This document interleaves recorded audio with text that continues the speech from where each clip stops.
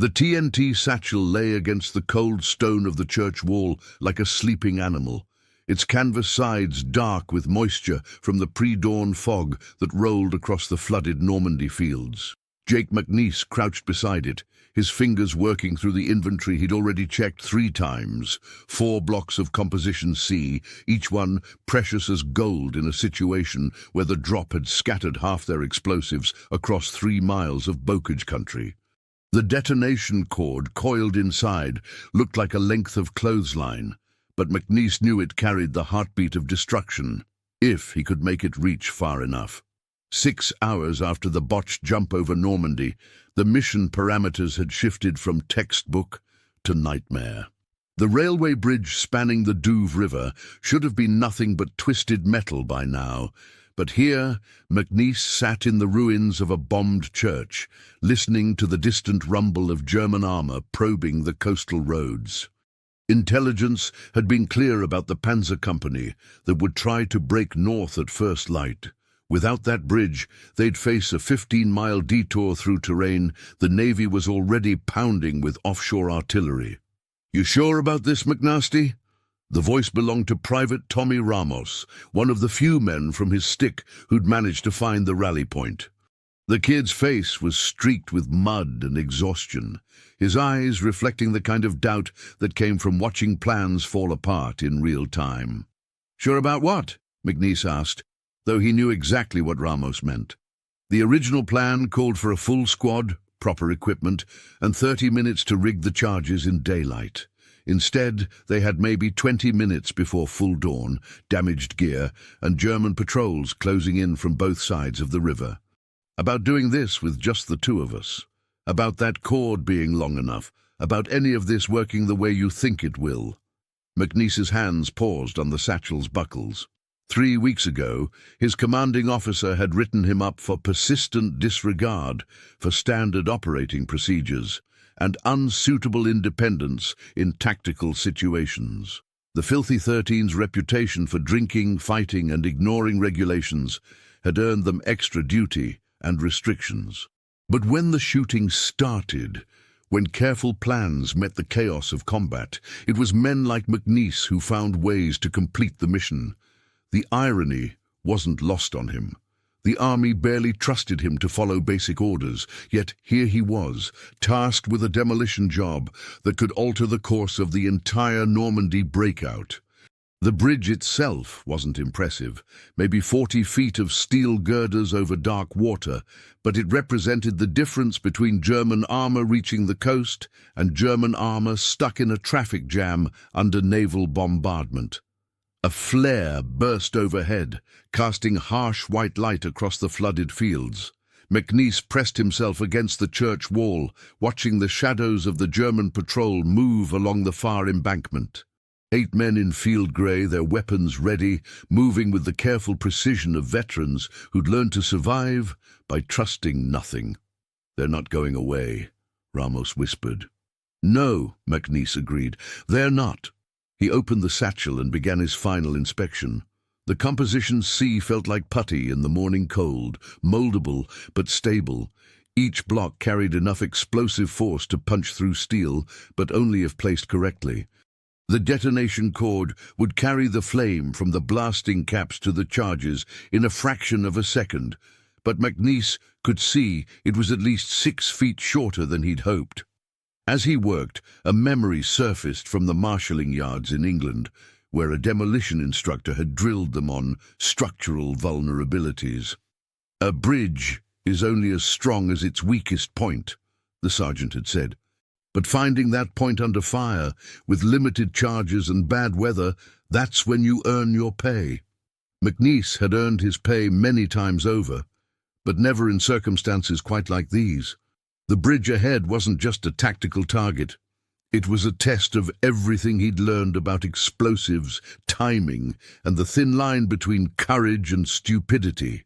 The German patrol was closing in, dawn was breaking, and somewhere in the distance, tank engines were warming up for the push north. "What's the plan, McNasty?"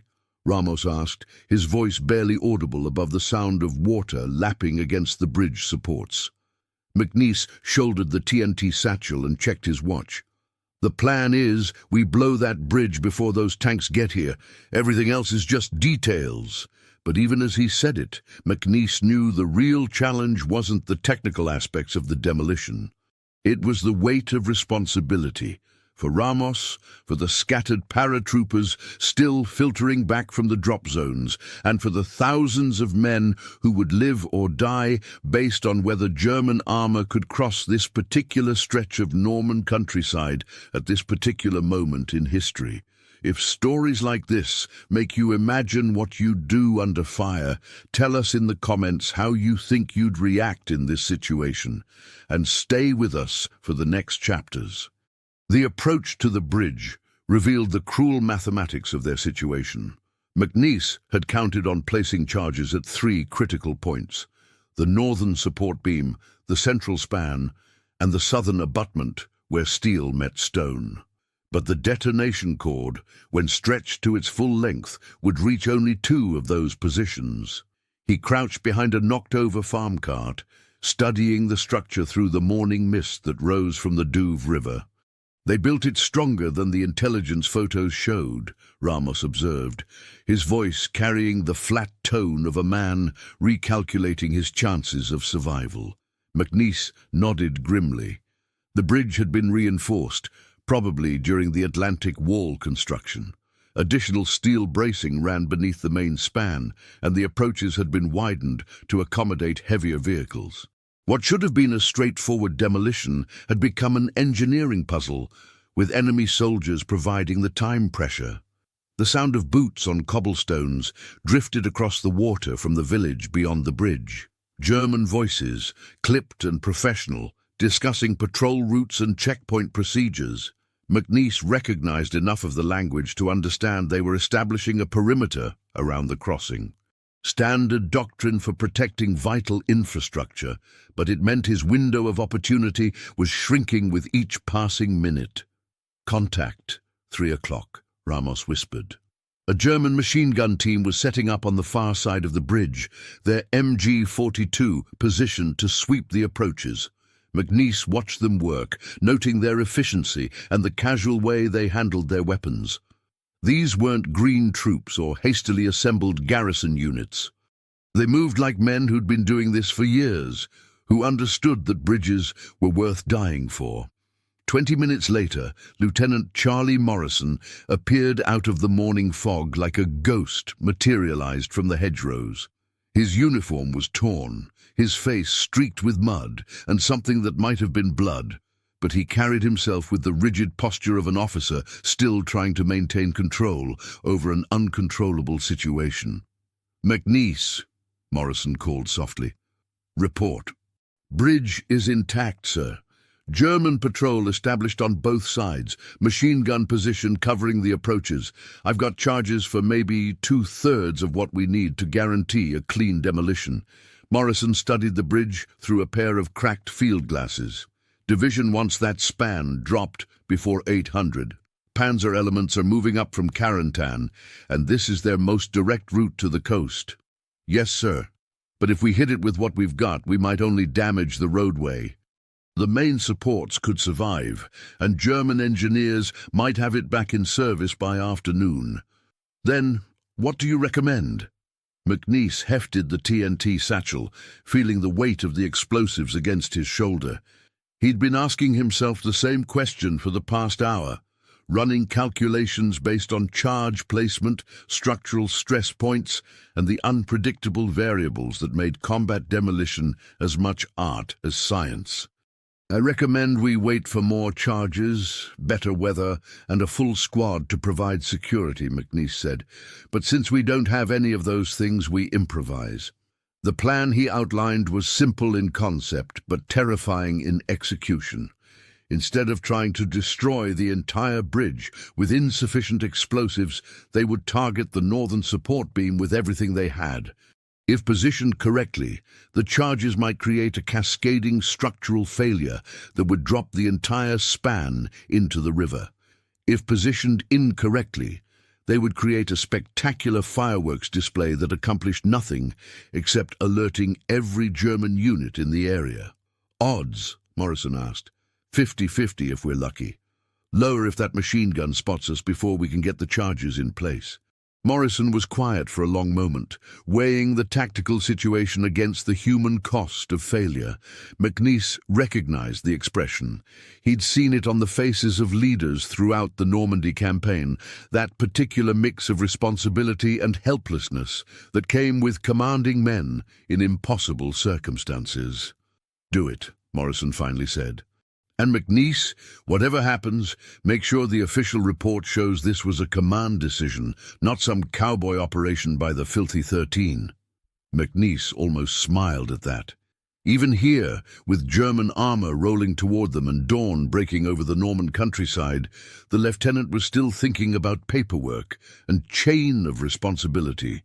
It was both admirable and absurd, the kind of military thinking that kept armies functioning even when individual battles descended into chaos. As Morrison melted back into the hedgerows to coordinate with other scattered elements, McNiece opened the TNT satchel and began the delicate work of preparing the charges. Each block of Composition C had to be shaped and positioned to maximize the force transfer into the steel beam. The detonation cord required careful handling. Too much tension and it might snap under pressure. Too little and the flame might not propagate properly. Ramos watched the German positions while McNiece worked, occasionally reporting movement or changes in their patrol patterns. The morning fog was beginning to lift, which meant better visibility but less concealment. In another hour, the tactical situation would shift decisively in favor of the defenders. "McNasty," Ramos said quietly, "you ever wonder what they'll write about this? I mean, if it works?" McNiece paused in his work, considering the question.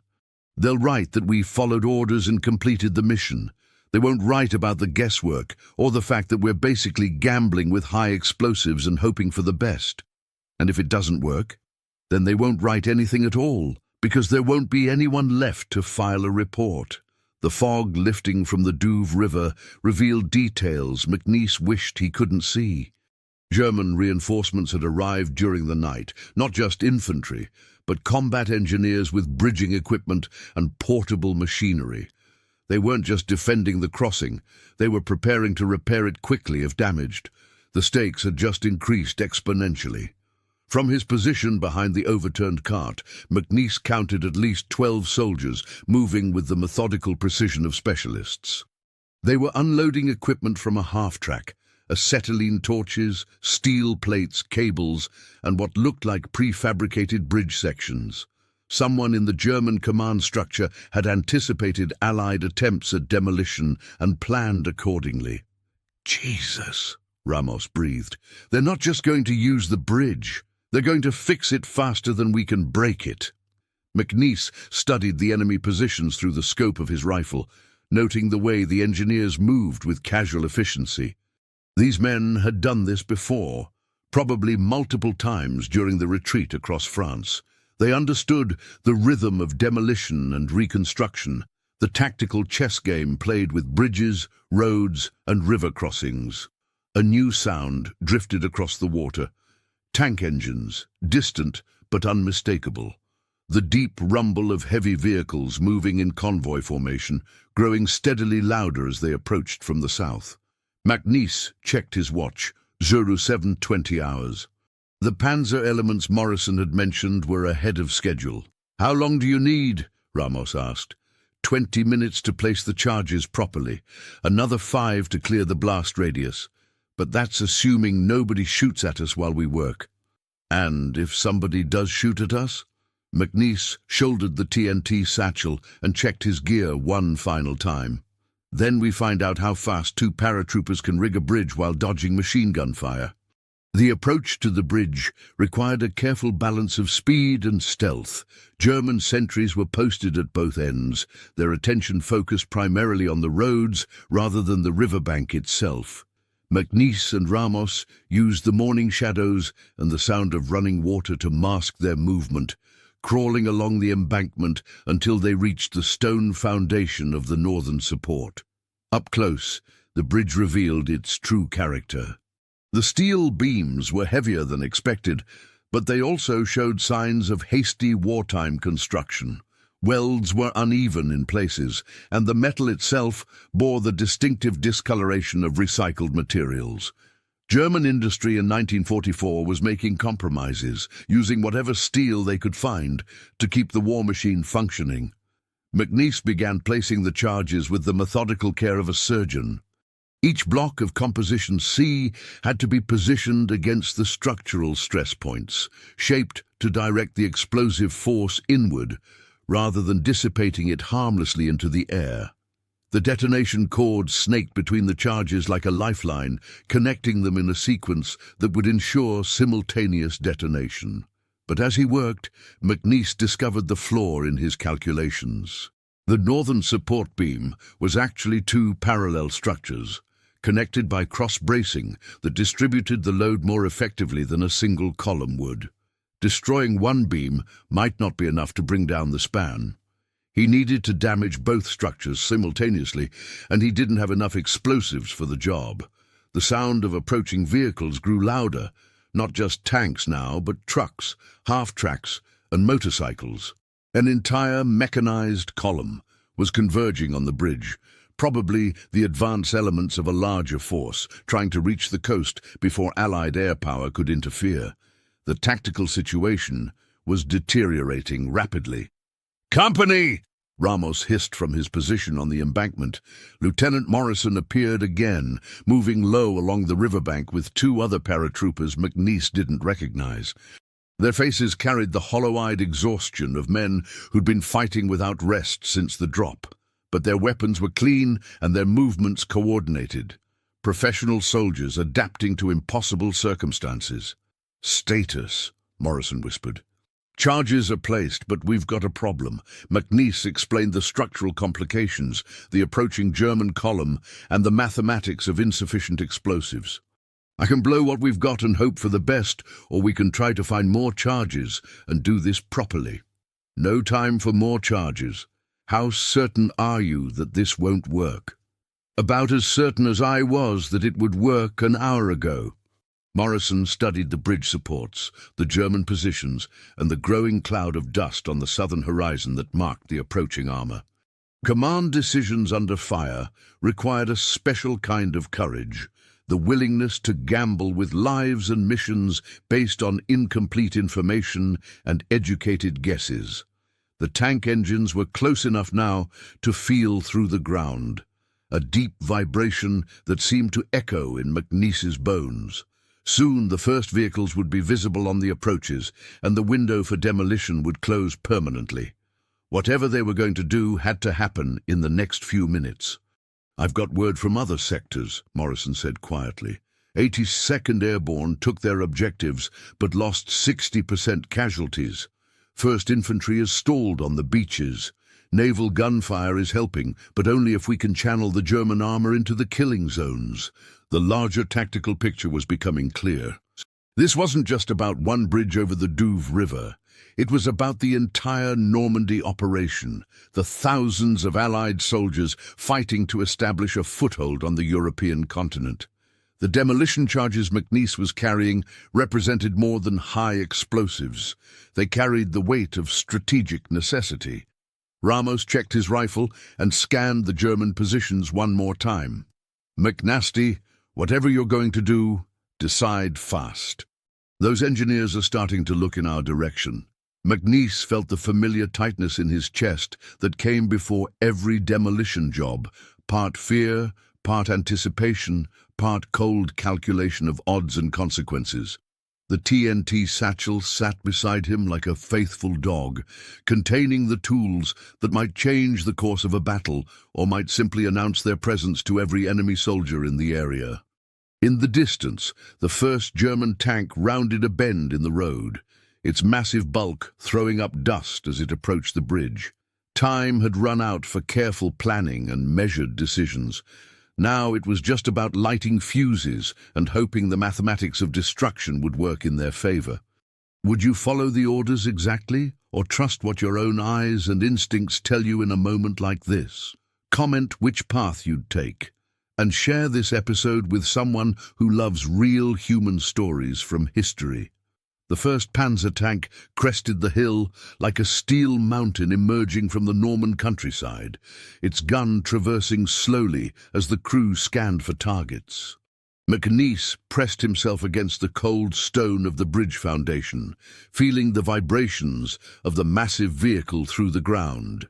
In less than 5 minutes, that tank would be crossing the bridge he was supposed to destroy with insufficient explosives and compromised positioning. The mathematics of the situation were brutally simple. The charges he'd placed might damage one support beam, but the parallel structure would likely hold. The bridge would remain functional. German armor would pour across the Duvet River, and the scattered paratroopers of the 101st Airborne would face panzer units in open country with nothing but rifles and bazookas. But as McNiece studied the detonation cord snaking between the charges, an idea began forming, dangerous, improvised, and completely contrary to every demolition manual he'd ever read. If he couldn't destroy both support beams simultaneously, maybe he could create a chain reaction. The key was timing and placement, using the force of the first explosion to weaken the second beam, just enough for it to fail under the weight of crossing vehicles. "McNiece," Ramos whispered urgently. "They're moving. The engineers are packing up their equipment." McNiece peered around the stone abutment and saw that Ramos was right. The German engineers were loading their repair equipment back onto the half-track, apparently confident that the bridge was secure. But more importantly, they were pulling back to safe positions, which meant someone in the German command structure had given orders about potential demolition attempts. The lead tank was now less than 300 yards from the bridge approach. McNiece could see the commander in the turret, his binoculars scanning the far shore for signs of Allied resistance. Standard procedure would be to send infantry across first, but the pressure of the advancing timetable might force them to risk the armor. "Lieutenant," McNiece called softly. Morrison low-crawled to the bridge foundation, his face grim with the recognition that their window of opportunity was measured in minutes rather than hours. "Tell me you've got a plan, Sergeant." "I've got half a plan and a prayer, sir. The charges are wired to blow the north support, but it won't be enough to drop the span. However, if we time the detonation just as that tank reaches the center of the bridge, the shock might be enough to bring down the whole structure." "Might?" "The tank weighs about 45 tons. The bridge is designed to handle that load with a safety margin, but not if one of the main supports is compromised. If we blow the charge at exactly the right moment, the combined stress might cause a catastrophic failure." Morrison stared at the approaching armor, calculating odds and consequences. "And if we time it wrong? Then we've given them a fireworks show and accomplished nothing except announcing our position to every German unit in the area." The tank was close enough now that McNiece could hear the squeal of its tracks and the voices of the crew communicating over the engine noise. Behind it, a second tank appeared, followed by a column of half-tracks and trucks. The entire German mechanized force was committing to the crossing, apparently confident that Allied resistance had been neutralized. "Do it," Morrison decided. "But McNiece, whatever happens, this was my decision. Make sure that's clear in any report." McNiece nodded and turned his attention to the detonation device, a simple plunger box connected to the charges by the precious detonation cord. Everything depended on timing now. Too early, and the explosion would only alert the Germans to take a different route. Too late, and the tank would be safely across, with its supporting vehicles following behind. The lead panzer reached the bridge approach and slowed as the commander studied the structure ahead.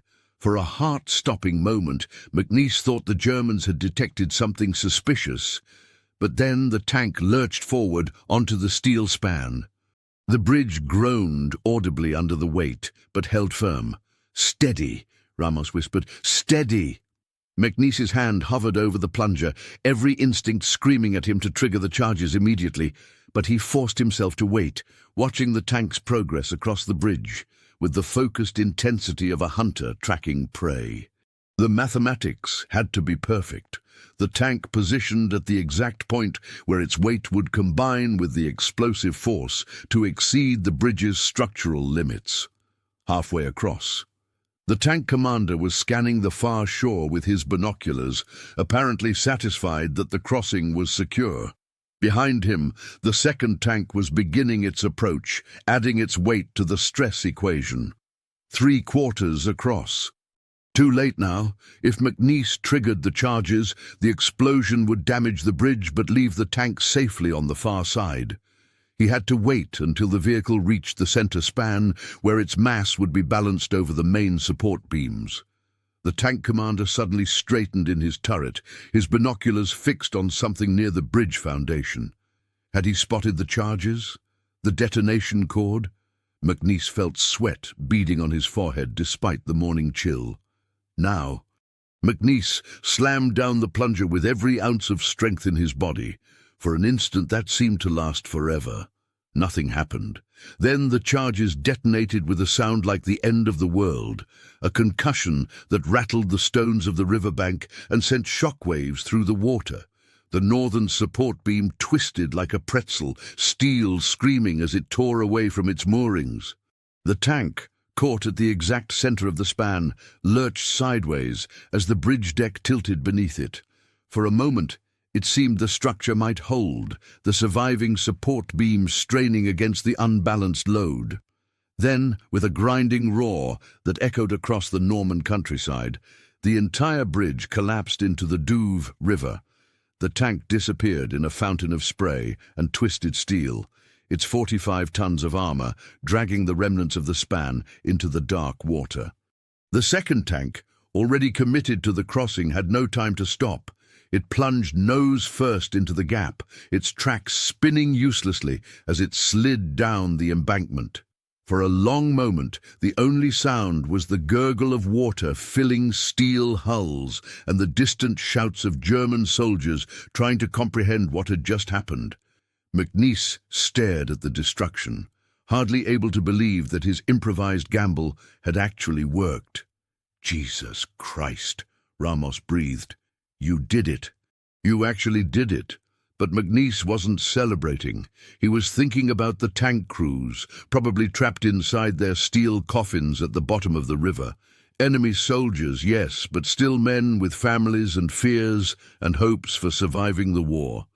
The mathematics of destruction were clean and precise, but the human cost was always messy and complicated.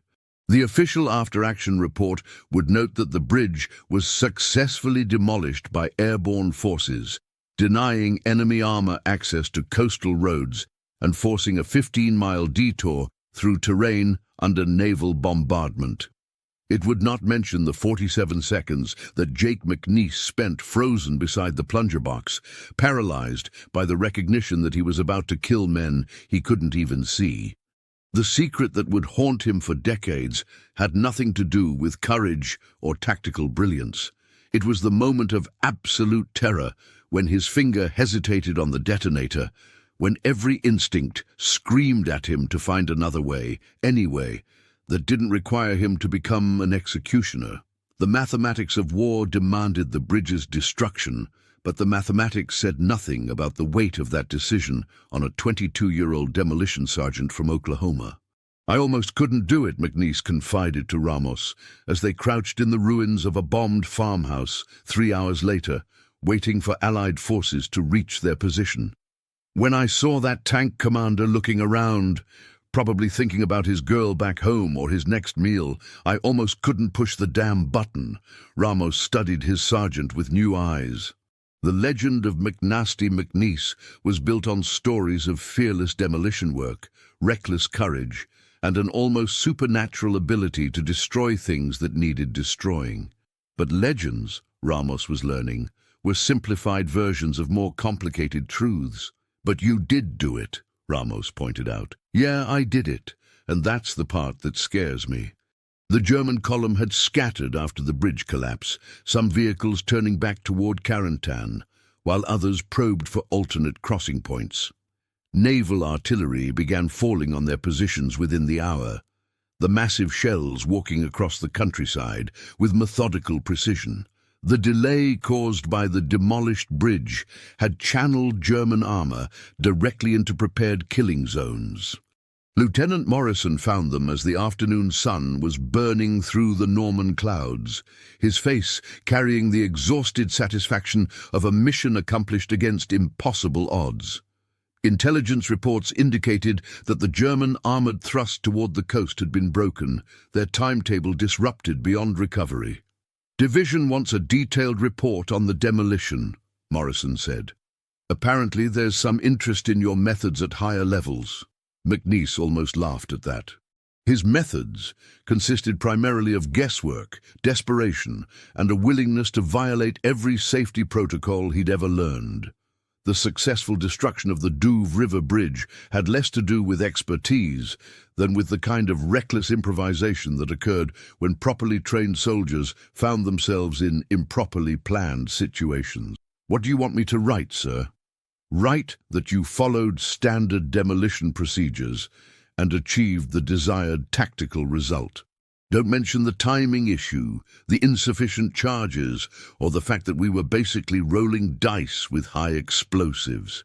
"And the German casualties?" Morrison was quiet for a moment, staring across the flooded fields toward the twisted wreckage of the bridge. Enemy casualties were a fact of war, but they were also human beings who had died because one American sergeant had made a split-second decision about timing and mathematics. "Write that the bridge was destroyed and enemy armor was denied access to the objective. The rest is just details." But McNiece knew that the details were what would stay with him long after the war ended. Not the tactical success or the commendations that would follow, but the memory of hesitation, the weight of the plunger under his hand, and the sound of steel screaming as it twisted into the river. Those details would surface in dreams for decades, mixing with the smell of cordite and the faces of men who had trusted him to make the right decision when there was no clear right answer.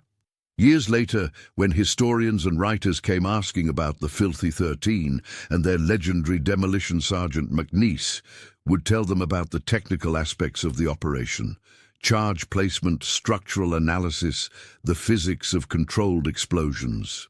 He would not tell them about the 47 seconds of paralysis, or the way his hands shook for hours afterward, or the recurring nightmare where he kept pushing the plunger, but the charges never detonated.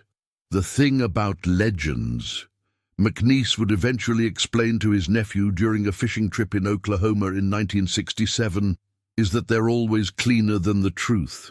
The truth is messy and complicated and full of moments when you don't know what the hell you're doing. But legends are simple stories about heroes who always make the right choice at the right time.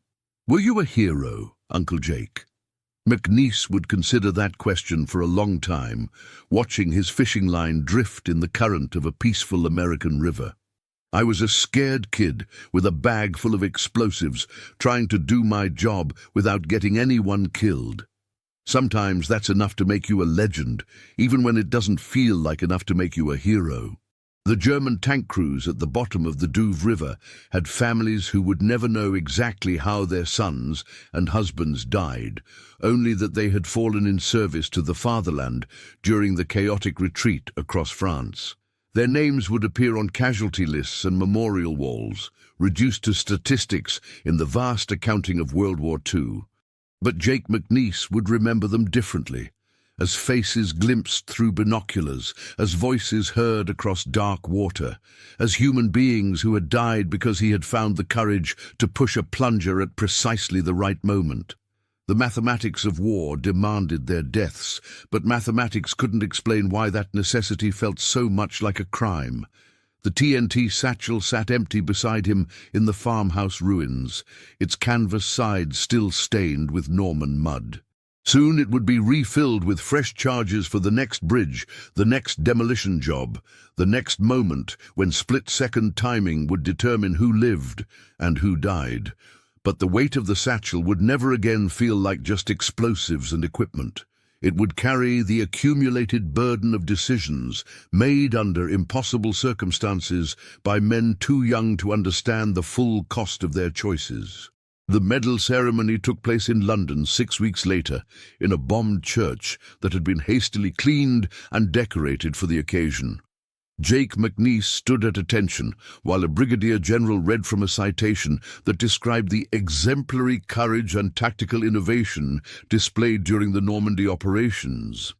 The words felt strange and distant, like someone else's story told in a language he didn't quite recognize. Sergeant McNiece's decisive action in destroying a critical bridge resulted in the disruption of enemy armored movements and contributed materially to the success of Operation Overlord.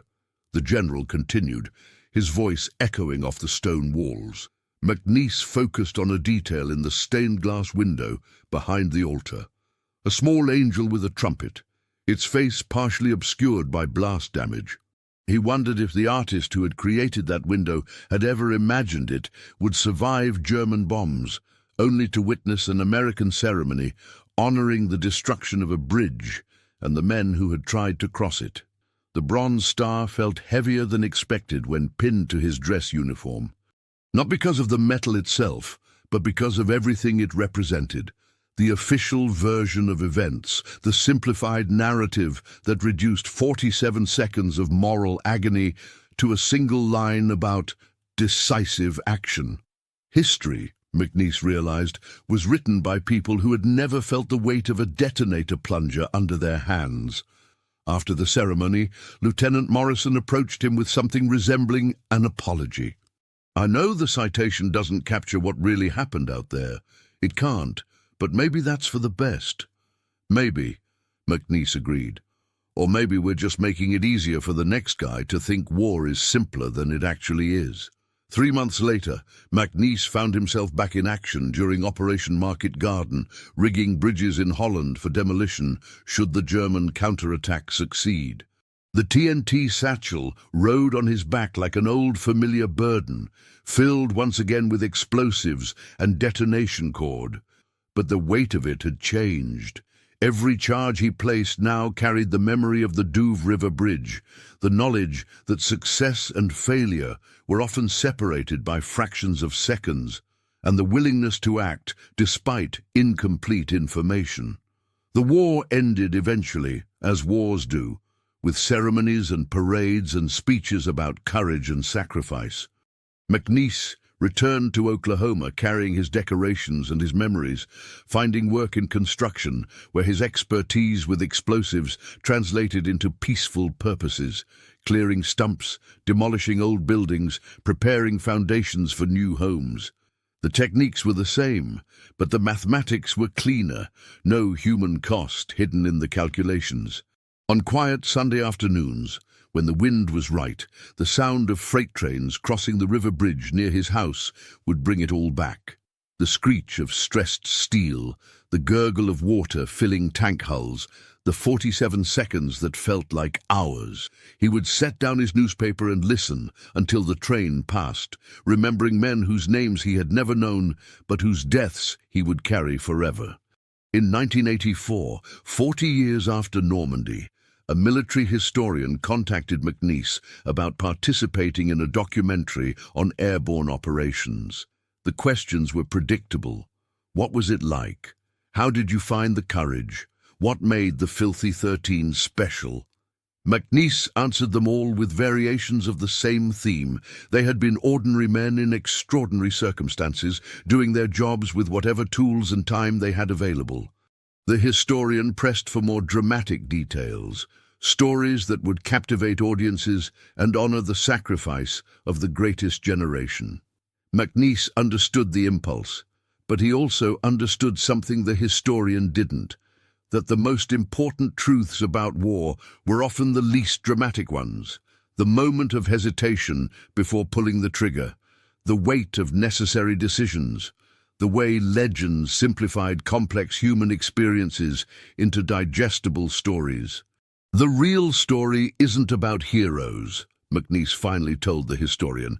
"It's about scared kids trying to do their jobs in circumstances no one should have to face. Sometimes that's enough to change the course of history.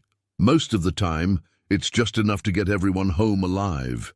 The empty TNT satchel sat in his closet for decades, a relic of a war that seemed increasingly distant and mythologized.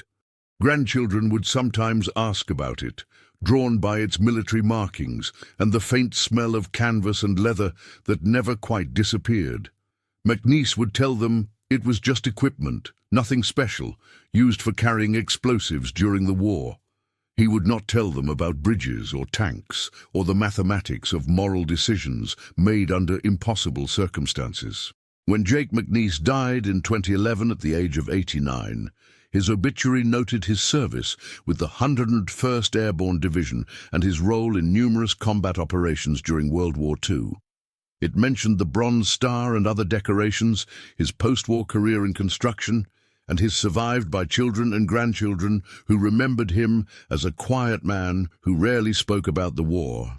The obituary did not mention the Douve River Bridge, or the German tank crews who died when it fell, or the 47 seconds of hesitation that haunted an Oklahoma demolition sergeant for 67 years. Those details died with him, as such details always do, leaving behind only the simplified versions that become legend. But in the end, perhaps that was appropriate. History needed its heroes and its clear narratives about good triumphing over evil. The complicated truths, the fear, the hesitation, the weight of necessary choices, were burdens meant to be carried by the men who lived them, not by the generations who inherited their sacrifices. The legend of Jake McNiece would survive, but the man himself had finally found peace from the mathematics of war. If this story reminded you that behind every medal and mission report there's a human being carrying memories we'll never fully see, subscribe to the channel, tell us which country you watch from, and invite someone to revisit history with us in the next story.